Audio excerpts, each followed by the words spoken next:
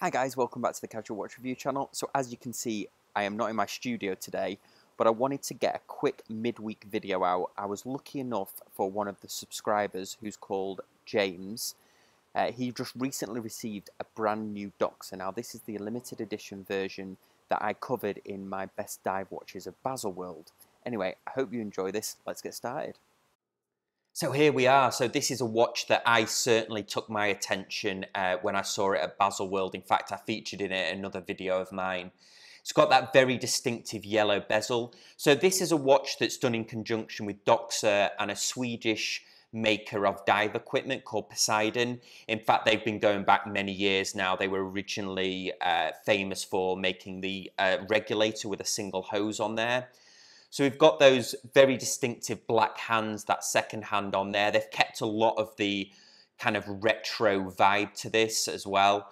There's that beads of rice bracelet. It's overall a 44mm case, all stainless steel. There's that helium escape valve that DOXA patented. So here's actually the site that tells you all about it on DOXA's website. So this was a limited edition of 500 pieces, and it was actually offered at below $2,000, which is actually quite affordable for a DOXA. So here's the original watch. So it was called the 300T because it originally had 300 meters water resistance. Now the new one is listed as having 300 meters water resistance as well, although James has done some research on this and he believes it's based on the 12,000T, which actually has 1,200 meters water resistance, which I think is quite interesting. So the model that this watch was based on was called the Diving Star. Now this was a short-lived kind of group of watches by DOXA.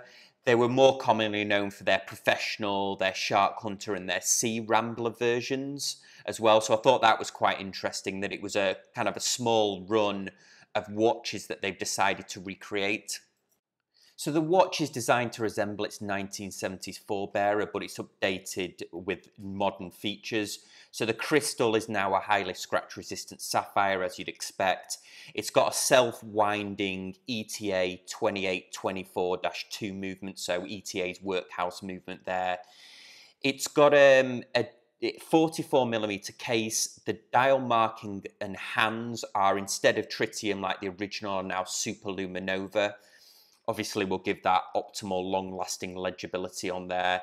It features a helium escape valve which DOXA patented in the 1960s, and it was used extensively by commercial and military divers for extended periods underwater.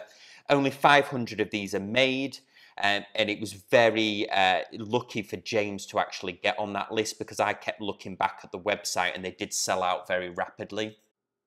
So here's a better shot of that beads of rice. We've got that diver extension clasp on there. Now the interesting thing about this bracelet is all of those kind of beads are all separate links. So these beads of rice bracelets are known for being very comfortable. So this is definitely going to add to the comfort having all these individual links on there.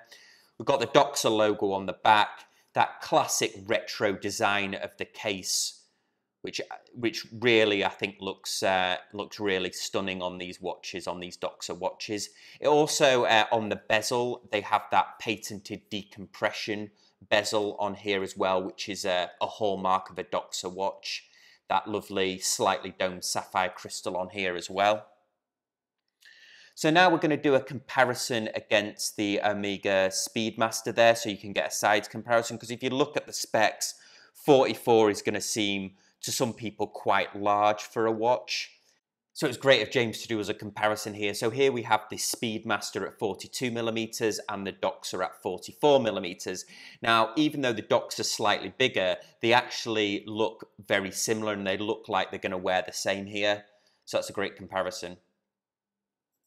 So the lume, very bright on here. So the original Diving Star that this is based on used tritium, but this is obviously much more updated now and it's using super luminova on here. We can see not only the second hand illuminated, but that pip at the top has also got that flash of super luminova on there. So here we are, just to finish up with a great wrist shot there. So James's wrist looks very similar to mine, sort of like 7 to 7.5 inches. There's that really nice fold over clasp, and we've got that nice beads of rice bracelet, which I think really suits this watch. Nice side profile there, considering it's got that slightly domed sapphire. So just to finish off, a big thanks to James for sending this in as soon as he got the watch. So guys, what did you think of that? As always, I appreciate any comments you've got in the comment section down below. And if you want to send me some footage of your own watching, that would be fantastic as well. I can put a video together and post it on the channel. Hope you enjoyed it. I'll see you all next time on the Casual Watch Review channel. Thanks guys, bye.